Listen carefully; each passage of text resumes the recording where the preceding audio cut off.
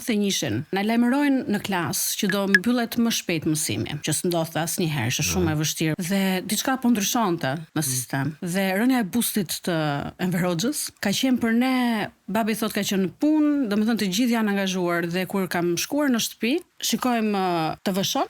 TV-shja ishte vetëm atëherë, po dhe tregojnë këto pamjet e rrëzimit të busit dhe unë i kthehem babit dhe them Enveri është i keq. Dhe ai kthehet, thatë, do kush të ka thënë.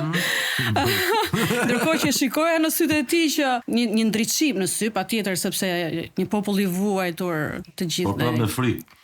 Por u habit si ka mundësi që nga doli kjo shprehje nga unë. Kush? Domethënë që po flitet rreth. Jo, unë kuptova ndjeva vetë që diçka nuk shkonte, diçka nuk ishte mirë. Sepse edhe jeta që bënim ishte shumë e zymt. Pra fëmia, siç thash, fëmia e ndjen sepse ka shumë ëndra, ka shumë, domethënë frymëzohet për diçka më të bukur dhe nuk arrin dot të i përjetoj ato. E shikoja për shembull që të gjithë shoqet e shokët e klasës time ishin të veshur njësoj.